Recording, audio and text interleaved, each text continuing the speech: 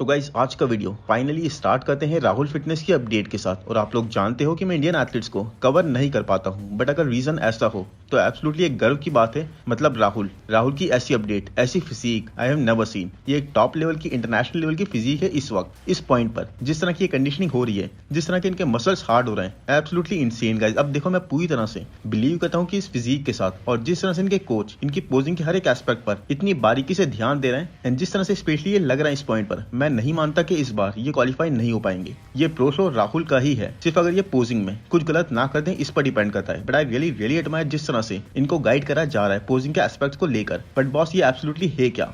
Honest रहूं आप लोगों के साथ, तो मैंने तो एक्सपेक्ट नहीं करी थी राहुल की ऐसी फिजिक देखना। तो सिर्फ 3 शोज अगर राहुल ने खेल लिए बाहर जाकर, मतलब ये बहुत ज्यादा डेंजरस फिजिक है। ये एक ऐसी फिजिक है जो बाहर के शोज अगर जाकर खेले तो इट इज इम्पॉसिबल कि राहुल उनमें से एक भी शो ना जीते। इनकी बैक भी ऑल नो कितनी स्ट्रांग है, और अब जिस तरह से ये फ्रंट से भी लग रहे हैं, इनके चेस्ट, इनके शोल्डर्स, ये एब्सोल्युटली बाहर के प्रो शोज में जाकर खेले तो डेफिनेटली वहां भी जीत जाएंगे with this physique. This is very competitive. मतलब एब्डोमिनल देखो, कहीं कहीं तो ये रमॉन के मिड सेक्शन की याद दिला रहे हैं। Damn and kudos to his trainers, जो इस वक्त इस वीडियो में जब मैंने देखा तो हर एक चीज पर, बारीक से बारीक चीज पर भी राहुल का फोकस लेकर जा रहे थे। राहुल को टोक रहे थे कि राहुल स्टमक खींच कर रखो, हाथ ऐसे रखो, पोज इस तरह से करो to show your strength, and that is impressive. गुरु बिना कुछ नहीं। एंड आई टोटली बिलीव कि इवन दो बैंकुल पियरे भी आ रहे हैं यहाँ पर कंपीट करने, बट आप लोग जानते हो कि मैं किसी को भी ऐसे ही कुछ नहीं बोलता। How honest this channel is. और यहाँ पर मैं यही कहूंगा कि राहुल के इस शो को जीतने के चांसेस बहुत ज्यादा स्ट्रांग है। अब तो एब्सोल्युटली सरप्राइज कर दिया इस टीम ने इस बार। तो ये टॉप इंटरनेशनल लेवल की फिजिक है इस पॉइंट पर।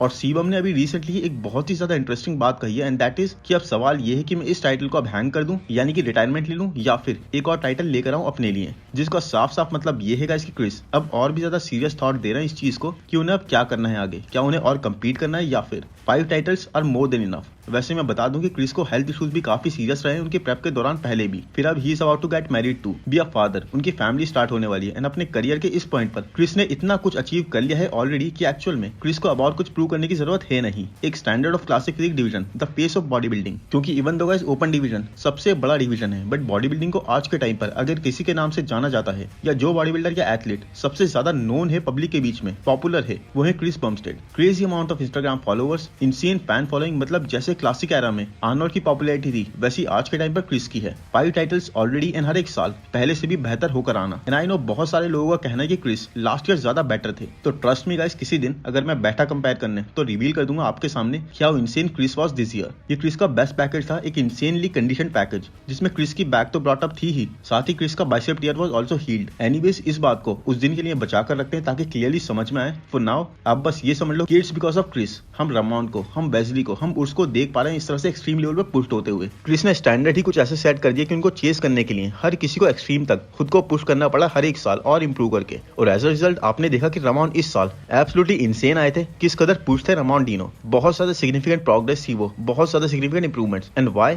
क्योंकि they all are chasing Chris. क्योंकि खुद को यहां तक भी पुश करने के बाद इस इनसेन फिजिक के साथ भी आप सिर्फ और सिर्फ एक पोज में क्रिस को बीट कर पाए हो इस साल। तो अब आप समझ लो कितना और खुद को बाकी सारे ही कंपेटिटर्स को पुश करना होगा। But what now? क्या Chris is going to retire? Guys, इसके बहुत चांसेस है, बट अगर नहीं भी होते हैं तो आई थिंक जैसा क्रिस ने खुद कहा है कि गेट वन मोर होम, तो क्रिस सिर्फ और सिर्फ ज्यादा से ज्यादा 1 साल और कंपीट करेंगे। क्योंकि number 1 Chris has got nothing to prove, और number 2 Chris is starting a family और ऑलरेडी मल्टीपल बिजनेसेस वो रन कर रहे हैं। So even though as a fan मैं भी चाहता हूँ क्रिस को और भी कंपीट करते हुए देखना, but at the same time मैं चाहता हूँ क्रिस अपनी हेल्थ को कंसीडर करके और अपने लिए जो बेस्ट हो वो डिसाइड करें। लेगेसी तो उन्होंने ऑलरेडी क्रिएट कर ही दी है। तो अब आप लोग बताओ, क्या अब this is the right time कि क्रिस रिटायरमेंट ले लें, या फिर क्रिस को कब तक कंपीट करना चाहिए? जब तक वो एक्चुअल में किसी से बीट ना हो जाए तब तक। सो इसीलिए नाउ लुक एट दिस, रमॉन ने ये इंक्रेडिबल फिजिक अपडेट शेयर करी है जो मिस्टर ओलंपिया की प्रेप के दौरान की है। और कैप्शन में रमॉन कहते हैं कि मैंने इस वीडियो को भी लीक करने की कोशिश करी थी, एंड मैं इसी चीज की बात कर रहा था गाइस, इसी चीज की। लुक एट दीज इंप्रूवमेंट्स, इस वेस्ट को देखो, just insane guys. Last year से अब तक रमॉन की progress I think classic division में सबसे ज्यादा रही है। ही इज टोटली एक डिफरेंट एथलीट, एक डिफरेंट फिजिक के साथ, much defined, much detailed, much mature physique. This is absolutely unbelievable it is guys. Now question ये है कि आने वाले सालों में रमॉन को क्रिस को बीट करने का मौका मिलेगा, या फिर तब तक क्रिस ऑलरेडी रिटायर हो चुके होंगे। क्योंकि इवन तो रमॉन सिग्निफिकेंटली मतलब नेक्स्ट लेवल इंप्रूव्ड हैं, उसके बाद भी क्रिस और रमॉन में अभी भी बहुत ही बड़ा डिफरेंस है। और ये difference we all believe specially इस साल की परफॉर्मेंस के बाद कि रमॉन डीनो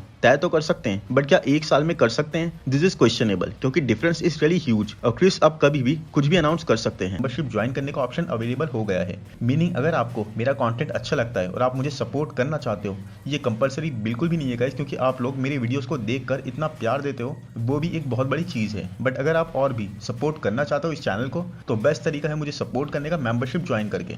तो जो भी फिजिक कंपैरिजन वीडियोस आएंगी फ्यूचर में इस चैनल पर, वो आप स्पेशल मेंबर्स के रिकमेंडेशन पर ही आएंगी। तो ये एक रीजन है आपके पास इस चैनल को ज्वाइन करने का।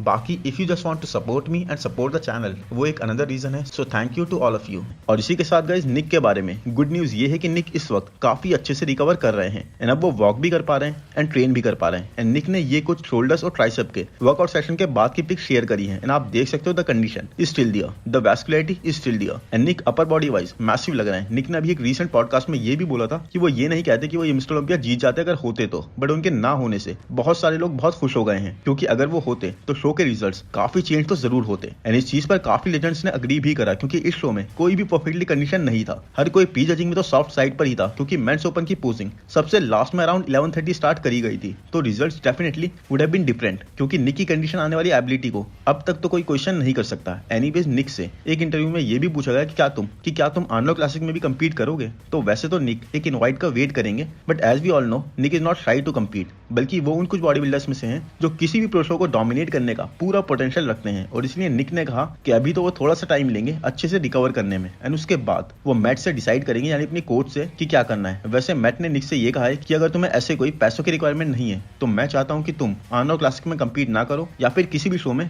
ना कम्पीट करके सिर्फ और सिर्फ मिस्टर ओलंपिया पर फोकस करो। तो देखो गाइस, बिल्कुल वैसे ही जैसे कि लास्ट ईयर हमने डेरेक के साथ देखा था। तो लेट्स सी निक क्या डिसाइड करते हैं, बट आई टोटली अग्री कि निक को एब्सोल्युटली एक वेल डिजर्विंग एथलीट होते हुए इनवाइट मिलना चाहिए, एंड निक ना कम्पीट करते हुए सिर्फ और सिर्फ मिस्टर ओलंपिया पर ही फोकस करें, और फिर एक extremely hyped up blasting return करें उस म्यूटेंट वर्जन के साथ, जिसके लिए no one is going to be ready. और नेक्स्ट अपडेट है हॉर्स एमडी की, जिन्होंने एब्सोल्युटली सबको ही सरप्राइज कर दिया नाथन डियाशो को बीट करके रोमानिया प्रो में। मतलब नाथन डियाशो को गाइस लास्ट ईयर उन्होंने जितने भी शोज में कम्पीट करा, ऑलमोस्ट हर एक शो वो जीते हैं, सिर्फ एक में सेकंड आए थे। मतलब कोई भी फोर्थ प्लेस से ऊपर तो हॉर्स एमडी को प्लेस होते हुए देख ही नहीं रहा था, and for all the right reasons. Nathan के कैलिबर के बारे में इस पूरे ही लास्ट सीजन में हमें एक के बाद एक न्यूज मिलती रही, अपडेट मिलती रही, कितना ज्यादा हार्ड और ग्रेनी वो आते हैं हमेशा ही, incredible level of muscle maturity के साथ। और हॉर्स एमडी की थर्ड प्लेस इवन तो कंट्रोवर्शियल तो रही, क्योंकि कई लोगों के अकॉर्डिंग, बल्कि I should say vast majority के अकॉर्डिंग, तो नाथन डियाशो को ही थर्ड प्लेस पर आना चाहिए था, स्पेशली जिस तरह से उन्होंने इससे पहले भी परफॉर्म करा है in front of great shapes. But इससे पहले के हर सिनेरियो में नाथन के सामने वाले एथलीट्स पीक पर नहीं थे।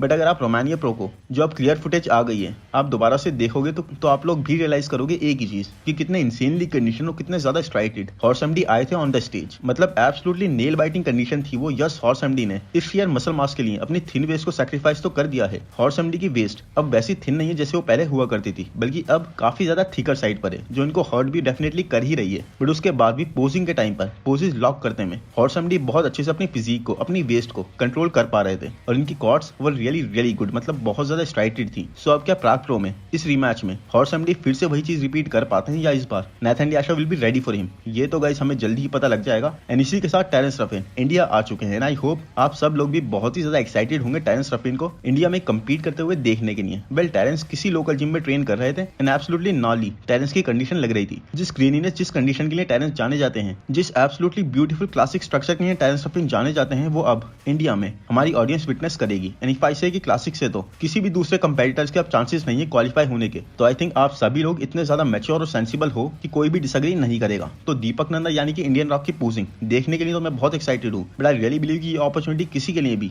अब नहीं है टू क्वालिफाई। जब टेरेंस रफिन एक 2 times mister Olympia classic division runner up, एक मल्टीपल टाइम्स टॉप 6 प्लेसर यहाँ पर होंगे कम्पीट करने, और टेरेंस एक अर्ली क्वालिफिकेशन चाहते हैं, इसीलिए उन्होंने इतने अर्ली इस शो को पिक कर लिया है टू कम्पीट, ताकि इसके बाद वो सिर्फ और सिर्फ इंप्रूवमेंट्स पर फोकस कर सकें। But at the same time ये एक हमारे एथलीट्स के लिए बहुत बड़ी अपॉर्चुनिटी है टो टू टो जाने की with one of the very best of classic physique division. And बहुत कुछ वो लोग लर्न कर सकते हैं यहाँ पर कि क्या स्टैंडर्ड्स हैं इस वक्त क्लासिक डिवीजन के, प्लस टेरेंस की posing. Everyone will get to witness Terrence Ruffin की incredible great posing routine. So do you guys think कि टेरेंस रफिन को शेडू क्लासिक में कोई एक स्ट्रॉन्ग बैटल दे सकता है, और कौन दे सकता है? वेल, ये चीज कमेंट्स में जरूर बताना। एनीवेज, होप गाइस वीडियो आपको पसंद आया है तो प्लीज लाइक कर दो, चैनल को सब्सक्राइब कर दो, नोटिफिकेशन बेल को दबा दो, इंस्टा पर फॉलो कर दो। Thank you, bye bye.